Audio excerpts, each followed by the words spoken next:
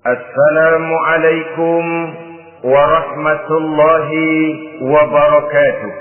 Waalaikumsalam warahmatullahi wabarakatuh. Bismillahirrahmanirrahim. Alhamdulillahi rabbil alamin. Wal 'aqibatu lil muttaqin. Wala 'udwana illa 'alal zalimin. والصلاة والسلام على أشرف الأنبياء والمرسلين سيدنا ومولانا محمد وعلى آله وأصحابه المجاهدين الطاهرين أما بعد. Saudara-saudara kaum muslimin rahimakumullah.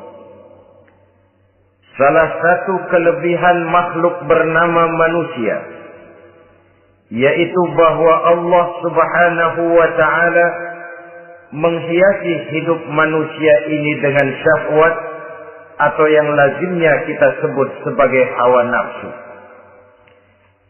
Inilah tenaga yang merupakan daya dorong yang melahirkan dinamika dalam kehidupan manusia, yang menyebabkan terus-menerus terjadinya perkembangan dalam sejarah peradaban dan kehidupan manusia.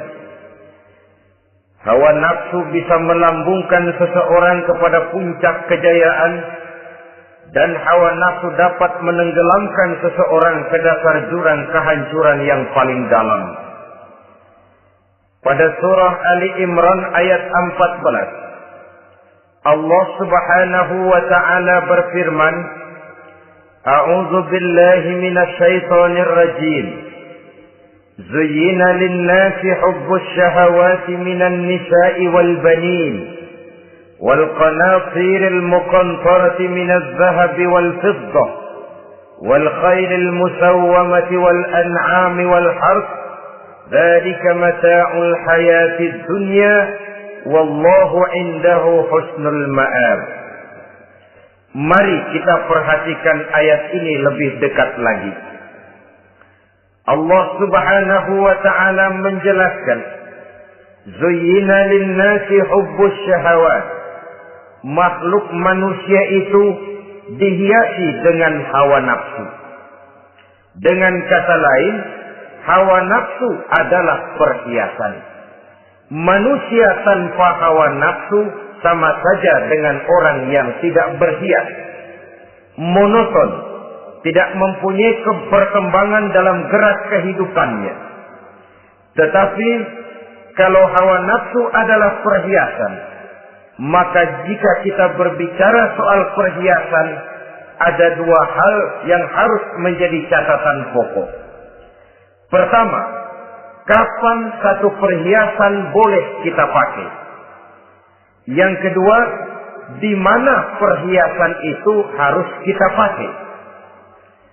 Kalau saudara berdandan rapi, pakai sepatu dengan kaos kaki, celana, jas, pakai dasi segala macam, tapi itu saudara lakukan pada saat saudara akan pergi ke WC, maka saudara sudah memakai perhiasan tidak pada waktu yang tepat.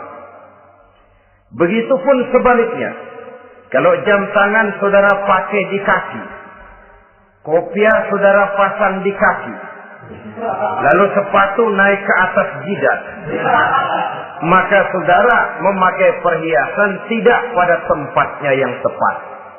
Demikian juga sifat yang bernama nafsu. Kapan dia boleh diperturutkan, di mana dia boleh disalurkan, adalah tugas daripada agama untuk mengatur syahwat atau hawa nafsu. Lihatlah kehidupan malaikat. Malaikat makhluk yang diciptakan Allah tanpa hawa nafsu. Maka kehidupan malaikat monoton. Malaikat tidak mempunyai peradaban dan kebudayaan. Malaikat adalah makhluk yang secara instinktif diciptakan untuk berbakti, tidak punya alternatif atau pilihan lain. Saudara lihat, ada malaikat yang sejak diciptakan diperintahkan untuk sujud, sujud saja sampai sekarang nggak bangun-bangun. Ada malaikat yang sejak diciptakan diperintahkan untuk tasbih saja, yang lain tidak. Ada malaikat yang sejak diciptakan diperintahkan mencabut nyawa saja urusannya, yang lain tidak. Pekerjaannya monoton, tetapi memang karena tidak ada hawa nafsu, tidak ada kecenderungan malaikat untuk nyeleweng. Belum pernah kita dengar misalnya ada malaikat Jibril korupsi ayat. Ini kelihatannya ayat bagus ini, nggak usah disampaikan kepada bawahan Muhammad, dipakai sendiri saja. Tidak. Kita belum pernah dengar malaikat maut keliru mencabut nyawa orang yang belum waktunya modar. Belum pernah. Malaikat itu ibadun mukramun, la ya'sunallaha fima amarahum wa yaf'aluna ma yu'marun. Maka kehidupan malaikat adalah monoton. Dinamika tidak ada, peradaban dan kebudayaan juga tidak ada. Andai kata bumi dan seluruh isinya diserahkan kepada malaikat untuk mengisinya, barangkali saudara tidak akan pernah kenal jembatan Semanggi, saudara tidak akan pernah kenal Monas, gedung-gedung bertingkat, gedung-gedung pencakar langit. Semua yang menggerakkan itu adalah karena manusia mempunyai hawa nafsu. Nah, kemudian pada kalimat berikutnya Allah memberikan rincian. Apa nafsu kepada apa yang paling menonjol dalam kehidupan manusia itu? Pertama, minan nisa, hawa nafsu kepada perempuan. Ini tentu yang ditujukan laki-laki. Dimanapun saja makhluk bernama laki-laki, kalau dia normal, tidak impoten, mesti suka kepada perempuan. Itu wajar, bin pantas alias normal. Tetapi tadi saya katakan di awal, nafsu kepada perempuan adalah perhiasan. Kapan makainya, di mana makainya, itulah tugas agama memberikan tuntunan dan aturan. Saudara-saudara kaum muslimin rahimakumullah, nafsu kepada wanita dapat mengantarkan seseorang kepada puncak kejayaan, tapi nafsu kepada wanita bisa menenggelamkan seseorang ke jurang kehancuran. Bergantung kepada latar belakang apa yang mendorong timbulnya syahwat tadi. Dengan kata lain, motivasi syahwat tadi digerakkan oleh iman dan ketakwaan, atau semata-mata karena memang syahwat yang merupakan kendaraan iblis. Penyelewengan pertama yang terjadi dalam sejarah kehidupan manusia adalah penyelewengan yang dilakukan oleh Nabi Adam alaihi salam pada saat ia memetik buah khuldi. Kenapa itu dilakukan oleh Nabi Adam?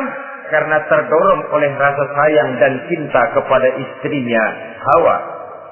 Sebenarnya Hawa lah yang merajuk, Siti Hawa lah yang membujuk, dan Nabi Adam oleh karena syahwatnya kepada istrinya memperturutkan bujukan Siti Hawa itu. Peristiwa Nabi Adam ribuan tahun yang lalu akan terus relevan sampai ke zaman kita sekarang ini. Berapa banyak orang-orang yang karena terlalu ingin menyenangkan istrinya, lalu tidak segan-segan melakukan perbuatan-perbuatan yang menyimpang, baik itu merugikan orang lain, merugikan masyarakat, bahkan merugikan bangsa dan negaranya. Seorang pedagang tidak akan segan-segan menipu. Sebaliknya pun begitu. Tidak jarang wanita di dalam kelemahannya bisa menenggelamkan dunia. Seorang suami yang jujur, polos, lugu, sederhana bisa jadi koruptor ulung karena didorong-dorong oleh istrinya. Istrinya barangkali bisa saja dibakar-bakar oleh tetangganya. Suaminya jujur, sederhana, kepala bagian, tempatnya basah tapi melarat. Istri rupanya tidak sabar melihat gaya hidup yang makin konsumtif, persaingan yang makin tajam, suaminya dikipas-kipasin. Kata istrinya, bang, tetangga sebelah kita lakinya pegawai kecil, bang, tapi gelangnya kayak pelek beca. Abang ini kepala bagian tidak bisa membelikan saya macam itu, percuma lah. Kata suaminya, ya bagaimana, bu, gaji saya cuma segitu-gitunya. Ya namanya kepala bagian, apaan, kayak sahabat dulu. Kalau sudah berpikir ke arah ini, artinya sudah ngipasi suaminya untuk melakukan tindakan yang tidak wajar. Saudara-saudara kaum muslimin rahimakumullah, sejak zaman klasik sampai kepada zaman kita sekarang ini, kita melihat kecenderungan syahwat kepada wanita ini. Julius Caesar yang katanya gagah perkasa, ternyata tunduk di bawah kaki Cleopatra. Napoleon Bonaparte, the Lion of Europe, singa daratan Eropa, luas kekuasaannya, gagah perkasa tentaranya, kepada siapa dia tunduk? Ke bawah kakinya Margaret Josephine. Demikianlah di zaman kita sekarang, kita melihat di Jepang, betapa Perdana Menteri Uno didesak mengundurkan diri dari jabatan Perdana Menterinya oleh karena terlibat skandal dengan geisha. Kita juga melihat di Amerika betapa Senator Gary Hart dari Partai Demokrat yang masih muda, jenius, diharapkan masa depan Amerika lahir dari tangannya, terpaksa mengundurkan diri dari calon presiden oleh karena terlibat skandal dengan donor Rice. Kita juga menyaksikan betapa parlemen dan kabinet di Inggris sempat geger oleh karena skandal Pamela Bordes, pelacur kelas kakap yang melanglang buana mencari sasaran-sasaran kakap. Ini adalah kisah kejatuhan yang diakibatkan oleh hubbus syahawat minan nisa. Oleh karenanya benar jika Nabi kita menyatakan an-nisa'u imadul bilad, wanita adalah tiang negara. Jikalau baik wanita, baik negara. Jikalau rusak wanita, hancur negara. Kalau syahwat kepada wanita cuma semata-mata karena syahwat, maka seorang laki-laki akan memandang wanita cuma sekedar alat pemuas hawa nafsu. Nilainya rendah. Sedangkan agama kita mengajarkan ma akraman nisa'a illa karimun wa ma ahanan nisa'a illa laimun, kata Nabi. Tidak akan menghormati kaum wanita kecuali orang-orang yang terhormat, dan tidak akan merendahkan derajat kaum wanita kecuali memang orang-orang yang rendah moralnya. Dengan kata lain, apabila syahwat minan nisa ini dilandasi dengan semangat iman dan ketakwaan, maka kehidupan Rasulullah sallallahu alaihi wasallam sungguh menjadi figur dan contoh dalam kehidupan kita.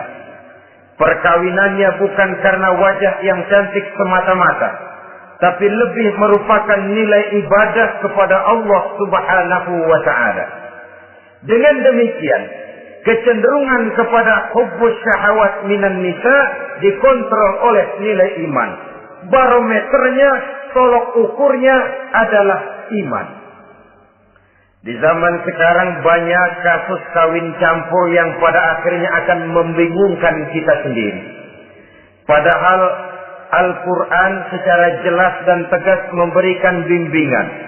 Orang itu kalau sudah, kata Imam Syafi'i, wa ainur ridha an kulli aibin kalilatun kama anna aina syuhti tubdil masawiyah. Mata kalau dibalut cinta dia buta terhadap nista, tapi mata kalau dibalut benci hanya melihat yang keji-keji saja. Biasanya cinta kepada wanita memang bisa menimbulkan dorongan yang positif, tapi juga bisa membuat seseorang buta sama sekali. Dorongan yang positif paling kurang dari segi penampilan. Coba lihat lelaki kalau lagi demen perempuan, lenjeh banget. Sisiran rambutnya rapi, triskaan bajunya lancip, sepatunya mengkilat, kantong celananya tebel, perkara anduk isinya bukan soal. Yang penting kan gaya. Lalu dinamis, kreativitasnya ada saja timbul. Tapi pada sisi lain, jika orang sudah kehilangan pertimbangan, juga kadang-kadang tidak segan-segan mengorbankan akidah, mengorbankan nilai-nilai iman.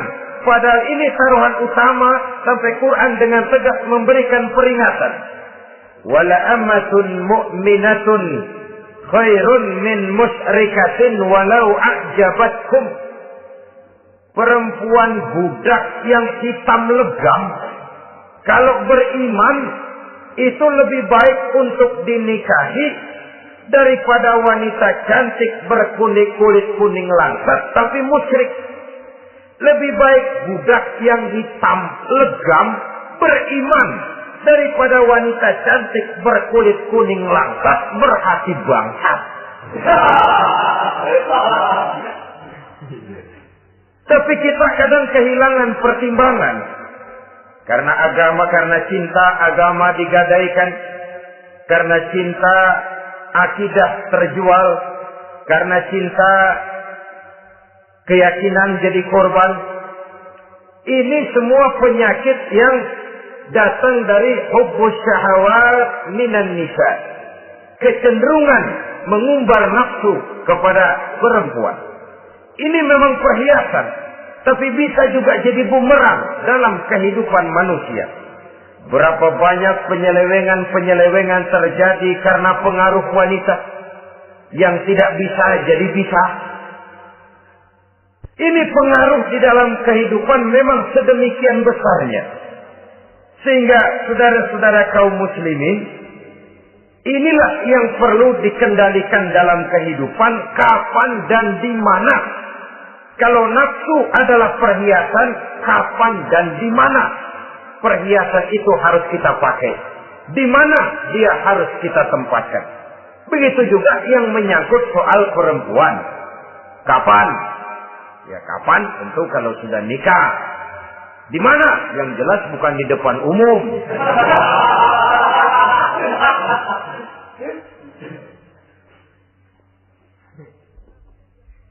Ini nafsu yang pertama, minan nisa. Yang kedua, wal banin. Dihiasi juga manusia dengan kecintaan kepada banin. Makna banin di sini ay al-aulad, anak-anak laki. Kenapa disebut banin, anak-anak laki?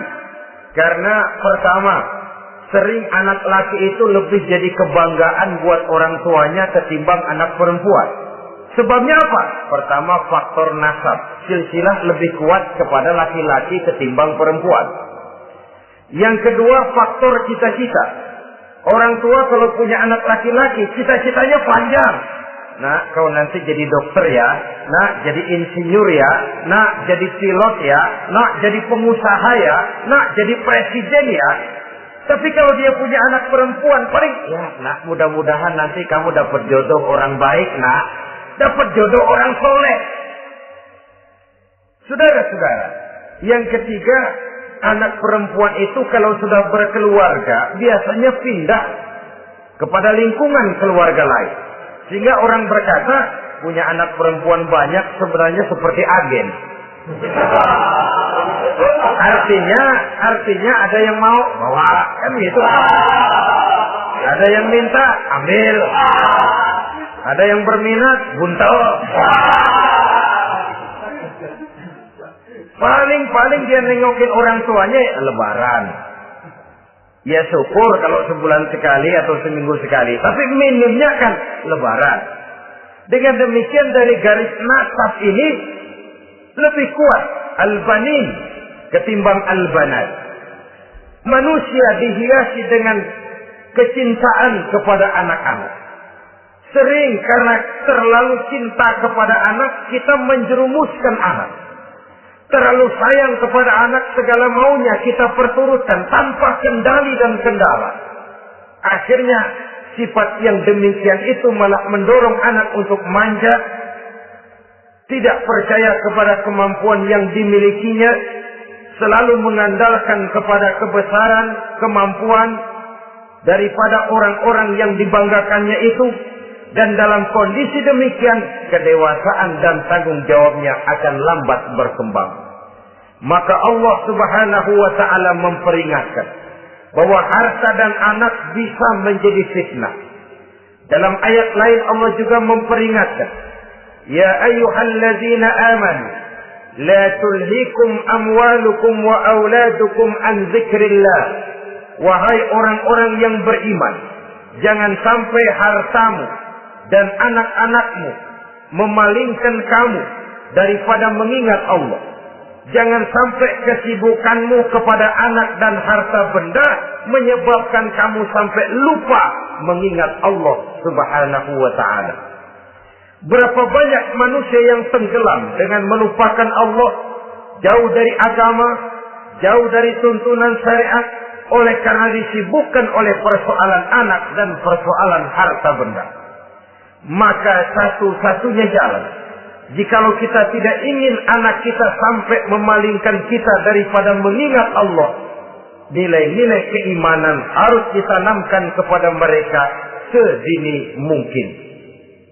Dengan bekal ini, maka mereka, anak-anak kita, insya Allah tidak akan membuat kita orang-orang tua ini berpaling daripada mengingat Allah, berpaling daripada kehidupan beragama. Memang karena anaklah kita orang tua peras keringat banting tulang, pergi pagi pulang sore cari nafkah. Karena anaklah kita orang tua kepala jadi kaki, kaki jadi kepala. Asal mereka bisa menikmati hari depan yang lebih baik dari yang kita nikmati sekarang ini. Tapi berapa banyak juga orang-orang tua yang tidak sadar akan amanah berupa anak ini. Mereka lalai, mereka bersikap masa bodoh, padahal tidak akan ada yang tidak dipertanggungjawabkan di hadapan Allah Subhanahu wa taala.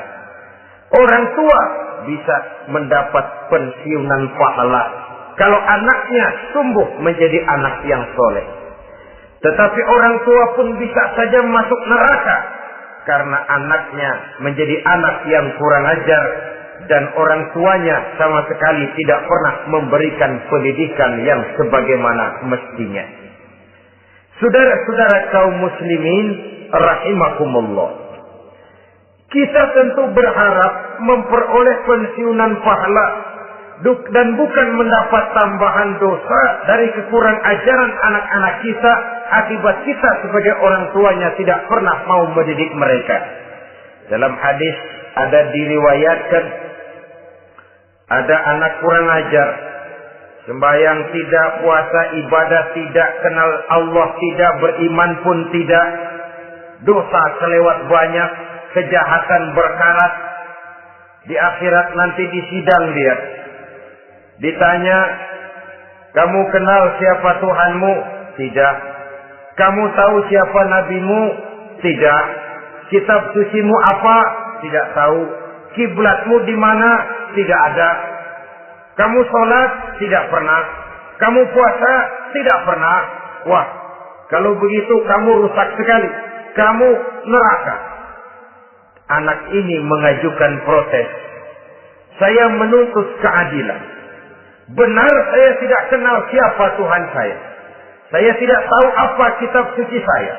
Saya tidak pernah mendirikan sholat. Tidak pernah melaksanakan puasa. Pendeknya tidak ibadah dan tidak iman. Tapi semua itu terjadi. Sebab-sebabnya tidak lain karena orang tua saya tidak pernah mendidik dan mengajarkan saya. Orang tua saya tidak pernah mengarahkan saya ke jalan itu. Sampailah saya seperti keadaan yang sekarang ini. Orang tua saya enak-enakan ngaji, saya teler diantepin aja. Orang tua saya memegang kitab, saya megang botol. Dia tahu, dia diam saja. Dia tahu dan dia tidak memberikan peringatan. Karena orang tua saya lah, maka saya jadi seperti sekarang ini. Kalau saya harus masuk ke dalam neraka, saya menuntut keadilan agar orang tua saya juga ikut bersama saya gabung ke dalam neraka. Orang tuanya yang baik-baik dipanggil, Sudah mau berangkat ke surga nih orang tua, dipanggil, "Ntar dulu Mas, sini dulu." Mau kemana, kencang banget? Surga Pak. Nanti dulu, urusan belum beres. Ini benar anakmu ini. Dilihat anaknya. Iya anak saya ini. Waktu di dunia nggak pernah diajarin ngaji. Nggak pernah. Sampai dia nggak kenal Tuhannya. Nggak kenal nabinya. Nggak kenal kiblatnya. Nggak kenal kitabnya. Iya. Dia sembahyang, kamu diam, dia nggak sholat, kamu diemin aja. Iya kali. Kenapa pakai kali? Yang benar ngomong Mas. Ramadan dia nggak puasa, kamu nggak tegur, kamu diam saja. Iya. Wah, kamu nggak tanggung jawab. Kamu tahu anak itu adalah amanah. Menyia-nyiakan amanah adalah khianat. Khianat adalah dosa besar. Jadi bagaimana saya? Ya kamu gabung sama anakmu, join ke neraka berdua bareng. Lantaran kamu tidak mau mendidik mereka, anak-anakmu, maka jadilah anak-anakmu seperti sekarang ini. Saudara-saudara kaum muslimin rahimakumullah. Sebaliknya, jikalau anak-anak kita yang kita cintai ini, yang merupakan buah hati belahan jantung, tumbuh dan berkembang menjadi anak-anak yang soleh, yang bermanfaat bagi masyarakatnya, bagi agama, bangsa dan negaranya, kita orang tuanya bolehlah tentram menerima pensiunan pahala. Menerima pensiunan pahala dari kesolehan anak yang ditinggalkannya. Alangkah nikmatnya mendapat pensiunan pahala.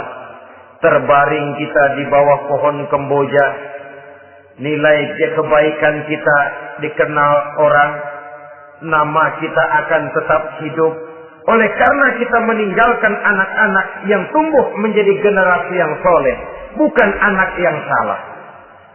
Oleh karenanya, kecintaan kepada anak jangan sampai membuat kita lalai dari mengarahkan mereka kepada kehidupan beragama.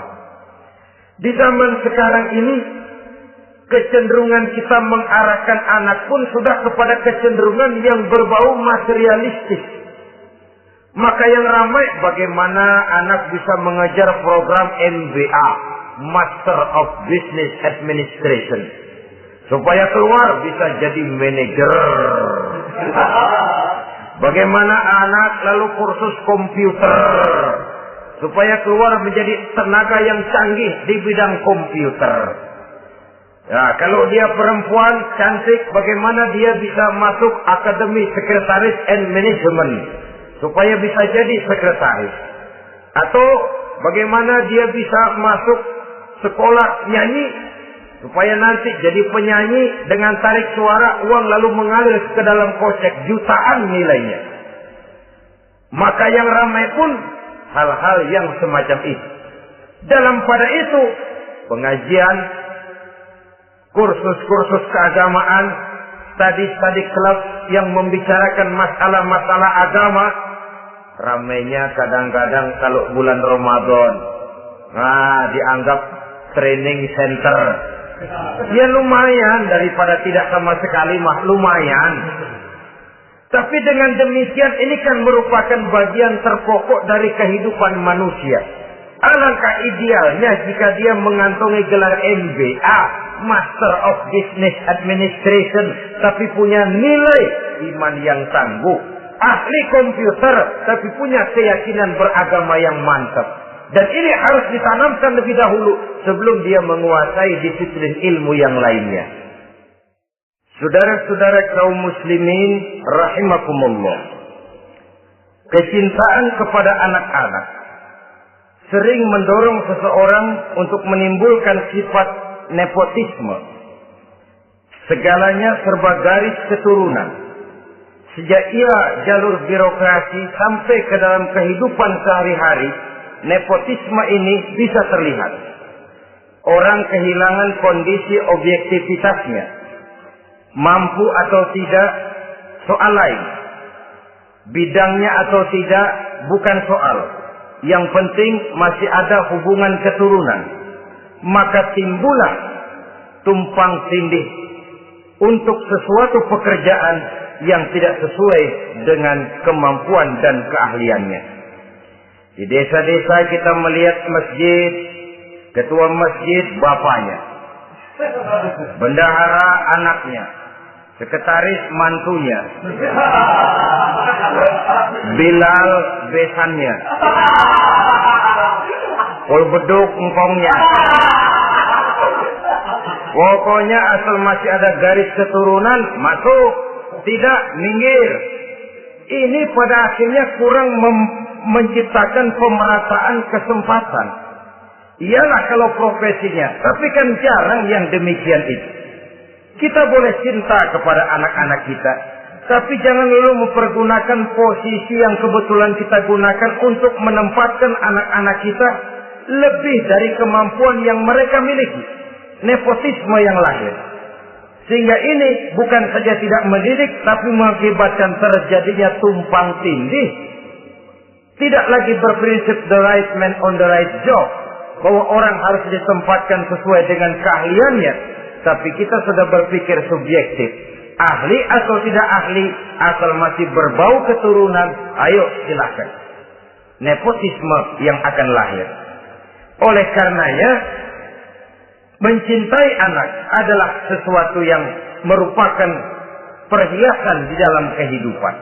Wajar, tetapi harus kita menempatkannya sesuai dengan semestinya. Ini yang kedua. Yang ketiga, nafsu yang menghiasi hidup manusia itu adalah nafsu kepada wal qanatiril muqantarati minaz zahabi wal fiddah. Al-qantarah ay al-malul katsir. Kecintaan, kesenangan, nafsu kepada harta benda yang banyak daripada emas dan perak. Ini tentu sesuai dengan situasi dan kondisi. Kecintaan untuk mengumpulkan harta benda yang sebanyak-banyaknya. Baik itu berupa emas, baik itu berupa perak. Ini cuma penyebutan beberapa jenis dari kecenderungan manusia kepada harta benda. Bukankah sering dikatakan orang bahwa manusia di dalam berhadapan dengan harta itu seperti meminum air laut. Makin diminum, makin kering tenggorokan, makin haus kita dibuatnya. Apabila watak ini kita perturutkan, maka manusia tidak akan pernah kenal puas, tidak akan pernah kenal cukup. Nabi kita memberikan peringatan. Lau anna libni Adam wadiyan min zahabin labtagha lahu masalisan wa la yamla'u jawfa ibn Adam illa turab.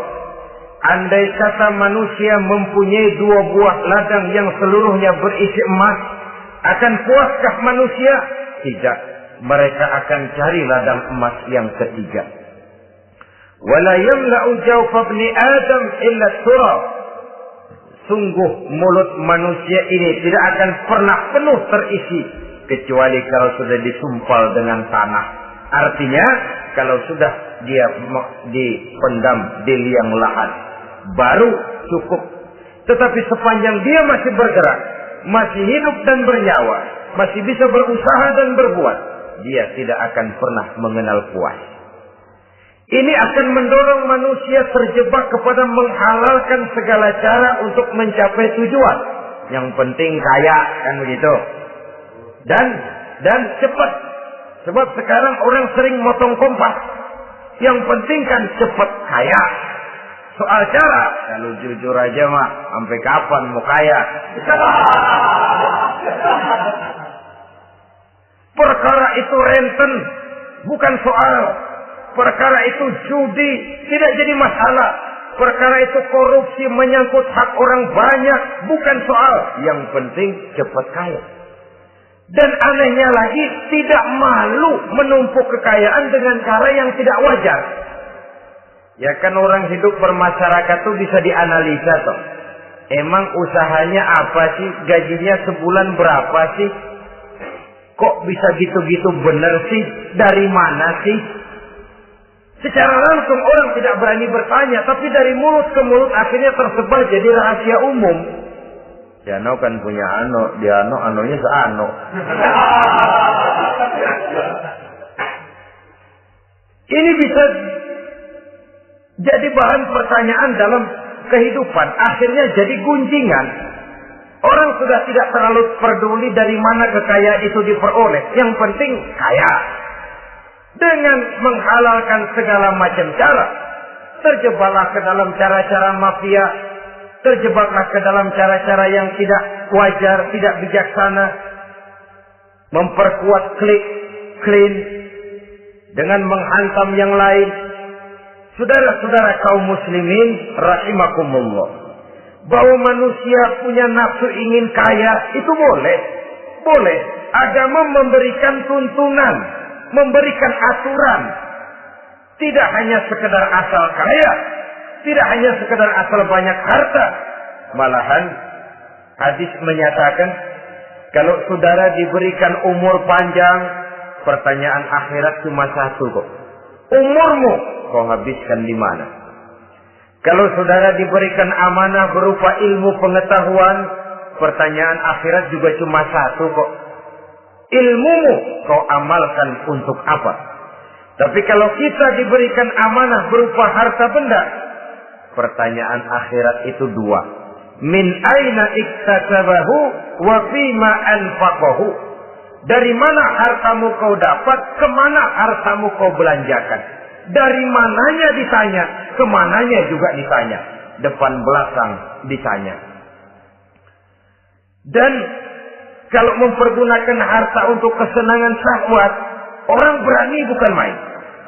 Tapi kalau untuk kepentingan agama, yang hakikatnya untuk kepentingan dirinya sendiri, berat seperti nyabut bambu dari ujung.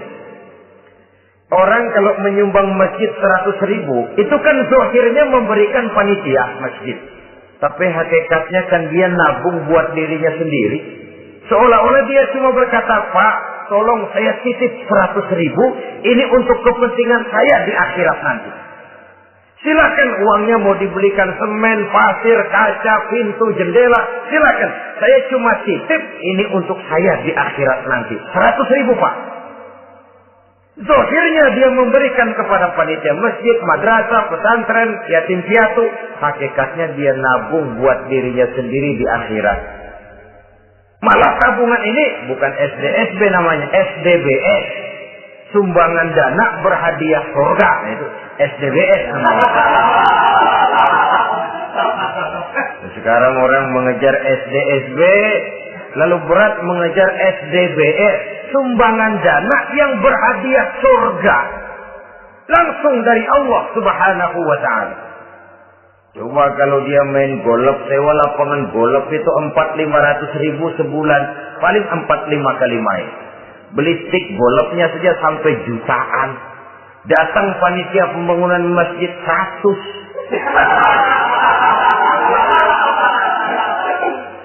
Ini tadi doain masuk surga lagi. Surga 100. Saudara-saudara kaum muslimin rahimakumullah. Kecintaan kepada harta benda yang banyak, baik berupa emas, berupa perak, mendorong orang untuk berlomba-lomba yang Allah peringatkan dalam Al-Quran, Alhaakumut takatsur hatta zurtumul maqabir. Kamu telah lalai akibat kamu berlomba-lomba memperbanyak materi dunia. Hatta zurtumul maqabir, sampai kamu dekat masuk ke liang kubur, baru rupanya sadar bahwa perlombaan ini tidak akan pernah sampai ke garis finish. Betapapun jauhnya rally Paris-Dakar, garis finishnya ada. Betapapun hebatnya medan yang ditempuh buatnya gurun pasir Afrika, garis finishnya pasti ada. Itu kan rally yang terbuat di dunia katanya, Paris-Dakar. Tapi garis finishnya ada. Namun jikalau kita berlomba memperbanyak harta, kita tidak akan pernah sampai ke garis finish. Yang kecil-kecilan aja dah. Kalau orang ditanya, Kamu kenapa sih belum mau sembahyang? Ya, bagaimana mau sembahyang, Pak? Tinggal di Jakarta masih kontrak. Saban habis tahun diubur-ubur yang punya rumah. Kalau punya rumah sendiri walaupun kecil-kecilan, saya mau ibadah, Pak. Ya, diberikan rezeki oleh Allah, bisa bikin rumah walaupun kecil-kecilan. Belum juga mau sembahyang. Kok belum juga sembahyang? Iya, Pak, rumah emang udah punya sendiri, cuman kecil, Pak. Atasnya asap, kalau hujan aja bocor.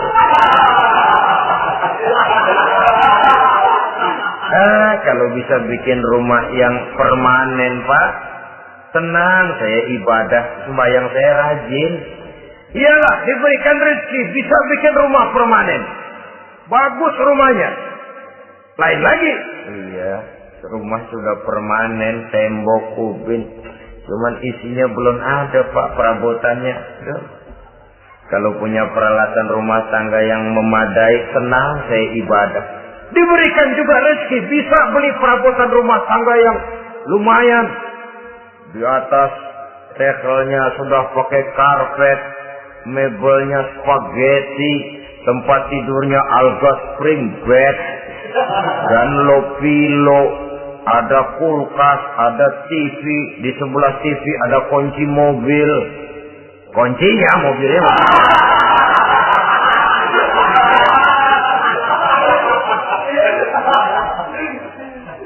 Bagaimana? Sekarang sudah cukup perabotan. Perabotan sudah ada, Pak, cuman kendaraan belum punya ini.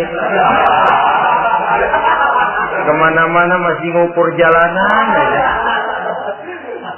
Kalau punya kendaraan enak, kemana-mana cepet, Pak, mau ke masjid juga getap dah, rajin.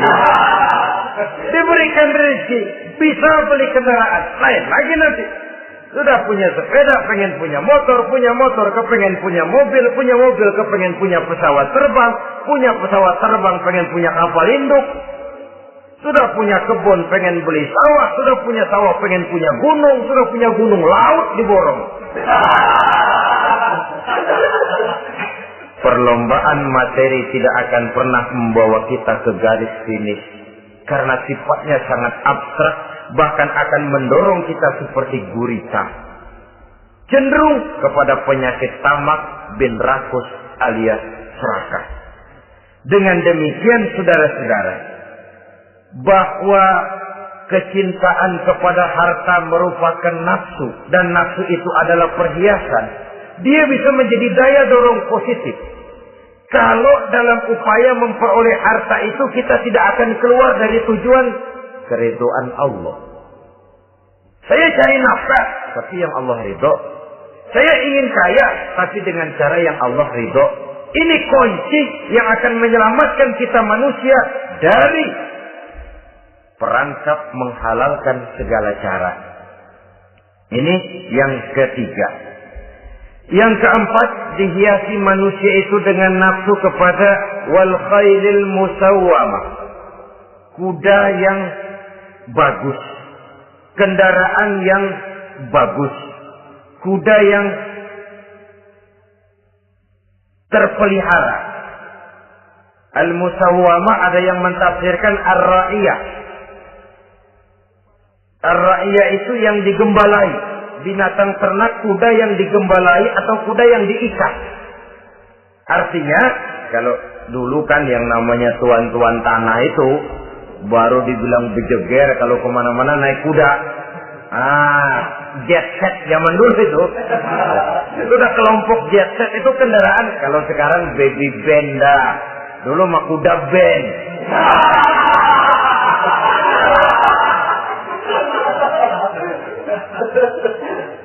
Manusia punya kecenderungan suka kepada kendaraan. Apalagi di zaman sekarang ini, wah, iklan-iklan itu kan sangat menggoda kita. Melayani segala macam bentuk penjualan.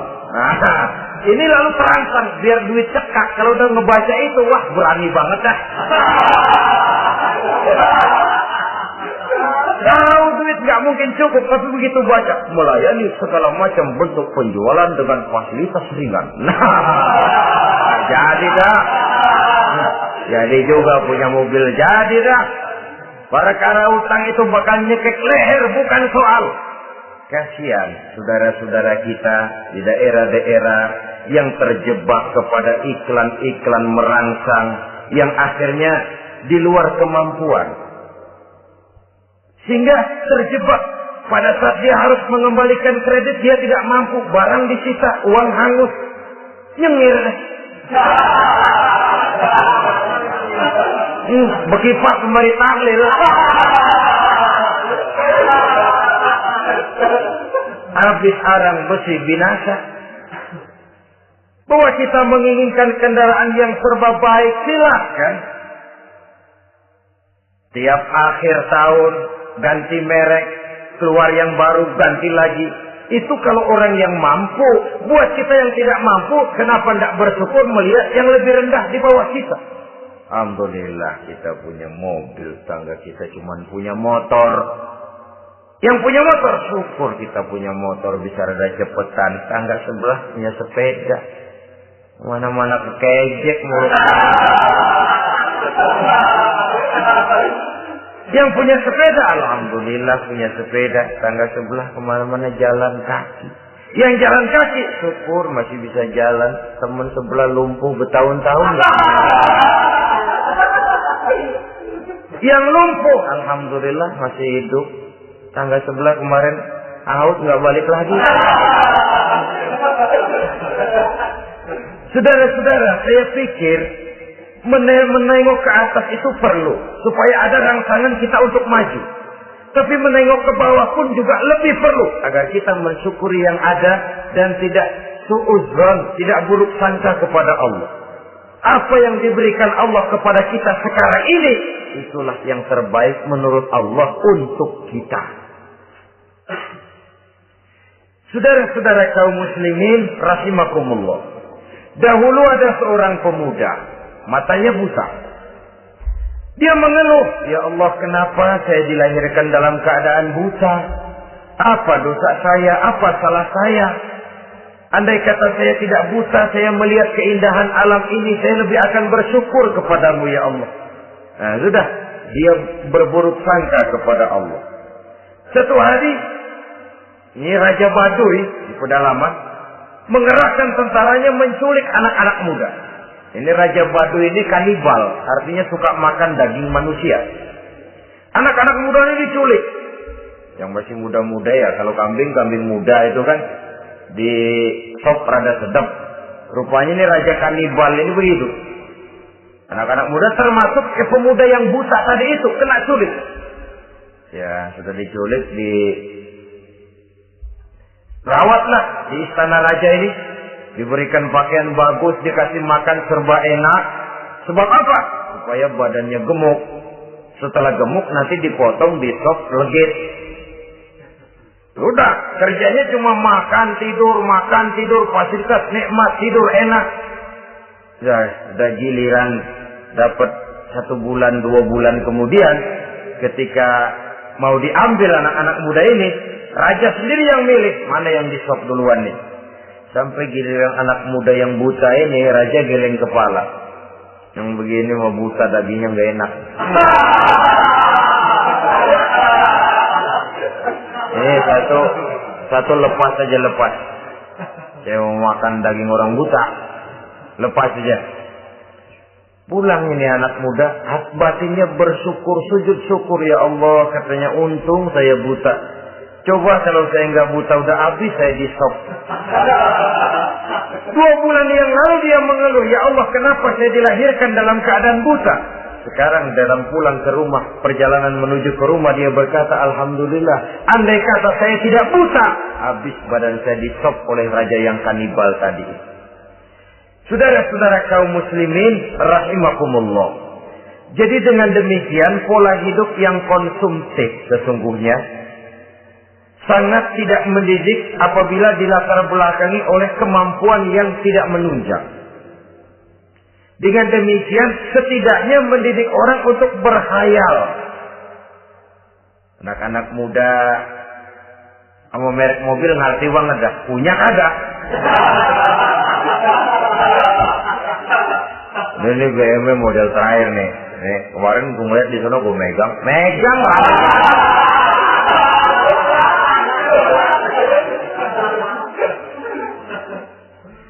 amal ini kalau tidak diimbangi dengan saluran yang positif, dia akan terjebak kepada penyakit sulul amal, panjang angan-angan. Baiklah ya, wal khailil musawwamah.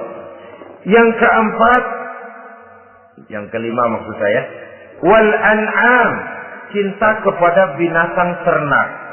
Manusia ini kan punya kecenderungan macam-macam. Setelah rumahnya bagus, hartanya banyak, kendaraannya cukup, ingin beternak. Jadilah peternak.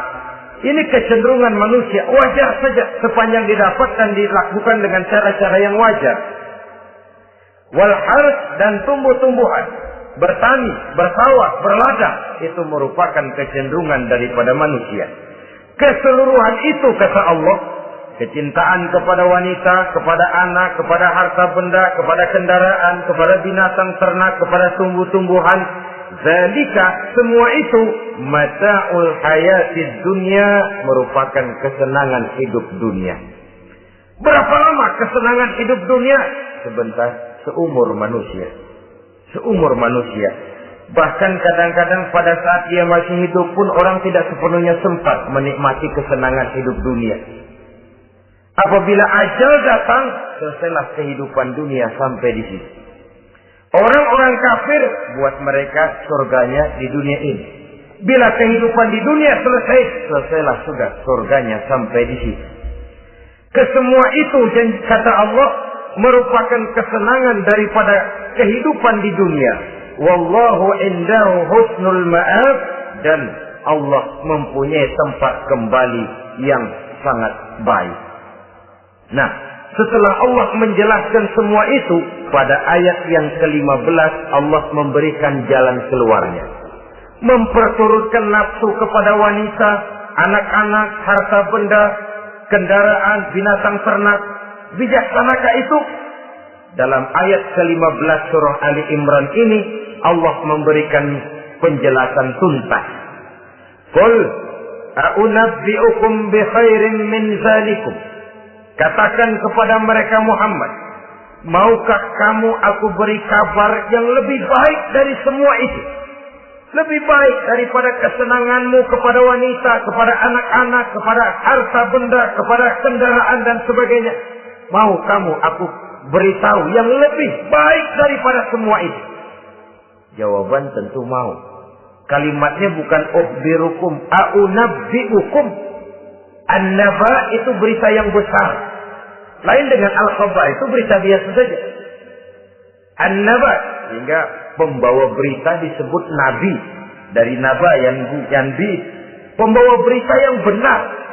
A'unabbi'ukum, maukah aku tunjukkan kepada satu berita yang benar-benar besar dan benar-benar lebih baik dari yang semua disebutkan tadi. Apa jalan keluarnya?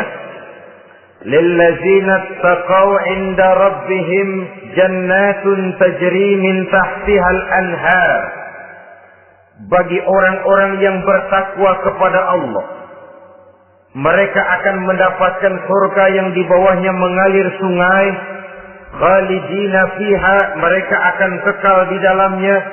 Wa azwajun mutahharah, dan mereka mendapat istri-istri yang suci. Waridwanum minallah, dan keridhaan daripada Allah subhanahu wa ta'ala. Kalau kamu hai orang-orang yang beriman, kalau kamu hai manusia menyangka bahwa nafsu kepada wanita, anak-anak, mengumpulkan harta benda, kendaraan yang menarik, binatang ternak dan tumbuh-tumbuhan itulah yang lebih baik untuk kesenangan dunia, memang itu kesenangan dunia. Tapi nih, seolah-olah kata Allah, nih, saya kasih tahu kamu, aku beritahu yang lebih baik dari semua itu. Apa? Takwa kepada Allah. Kecintaan kepada wanita. Kalau takwa dasarnya, orang nggak amburadul, nggak semrawut, nggak pokoknya gue masal perempuan dan mbak terus. Tapi punya kaidah, punya norma. Demikian juga kepada anak-anaknya. Demikian juga kepada harta benda. Pokoknya asal harta, mau halal, mau haram, tekuk terus deh. Semuanya dilandasi oleh taqaw, lillazina taqaw, oleh ketakwaan kepada Allah. Nah, ketakwaan ini akan menghasilkan apa? Inda rabbihim jannatun tajri min tahtihal anhar. Menghasilkan surga yang di bawahnya mengalir sungai-sungai. Saudara-saudara kaum muslimin rahimakumullah. Jika kita menyangka bahwa wanita bisa memberikan kesenangan, iya, kesenangan dunia. Jika kita menyangka bahwa harta benda bisa memberikan kesenangan, iya, kesenangan dunia. Jika kita menyangka bahwa kendaraan bisa memberikan kesenangan, iya, kesenangan dunia. Tapi kita tidak cuma ingin itu. Kita ingin itu semua juga bisa membawa kesenangan akhirat. Caranya landasi dengan takwa. Kesenangan kepada wanita didasari dengan takwa. Maka jangan jadikan wanita cuma sekedar alat pemuas hawa nafsu. Kesenangan kepada anak-anak dilandasi dengan takwa. Maka anak-anak diarahkan kepada jalan yang diridhoi Allah. Kesenangan kepada kendaraan dilandasi dengan takwa, maka kendaraannya selalu mengarah berjalan menuju jalan takwa, diridhoi oleh Allah Subhanahu wa taala. Kalau tidak, tuh mobil selempongan Ancol gancang banget ya. Tapi giliran dihadapin ke masjid, mogok melulu. Urusan ngaji ada aja halangannya tuh kendaraan. Tapi kalau untuk urusan maksiat, ngebut benar-benar. Dilandasi dengan ketakwaan. Sehingga dengan demikian, tidak hanya sekedar surga di dunia ini, tapi lebih-lebih di surga di akhirat nanti. Khalidina fiha, kekal. Kalau dunia ini kan zillun zail, bayangan. Hari ini kita jaya, besok kita bangkrut. Siapa yang mau menghalangi? Hari ini kita melambung, besok kita nyungsep. Siapa yang bisa menarik? Tidak kekal, berubah, temporer, relatif. Di sana, kebahagiaan yang dilandasi dengan takwa ini sudah surga, kekal di dalamnya, azwajun mutahharah. Dapat istri-istri yang suci. Suci dalam arti belum pernah dijamah orang lain. Suci dalam arti tidak pernah terkena halangan. Seperti mens misalnya. Baik menstruasi atau mencret. Itu tidak. Azwajun mutahharah. Konon makna mutahharah ini ya artinya juga bisa selalu gadis. Bidadari. Selalu perawan. Tidak pernah janda. Walaupun tiap hari dipakai. Perawan terus. Dan yang lebih penting, waridwanum minallah, mendapat ridho dari Allah Subhanahu wa taala. Jadi hawa nafsu dengan motivasi takwa, itulah sesungguhnya yang dikehendaki oleh Ali Imran ayat 14 dan 15. Dengan demikian, manusia dengan ketakwaannya mengendalikan hawa nafsu dan bukan malah dikendalikan oleh hawa nafsunya. Sehingga dengan demikian seluruh fasilitas yang dimilikinya, baik itu berupa istri, anak, kendaraan, binatang ternak, harta benda, tanam-tanaman, seluruhnya semakin meningkatkan ketakwaannya kepada Allah Subhanahu wa taala. Mudah-mudahan kita bisa mencapai tingkat ini di mana kita hidup mampu dan sanggup mengendalikan nafsu, bukan malah dikendalikan oleh hawa nafsu. Terima kasih dan mohon maaf. Wassalamualaikum warahmatullahi wabarakatuh. Waalaikumsalam warahmatullahi wabarakatuh.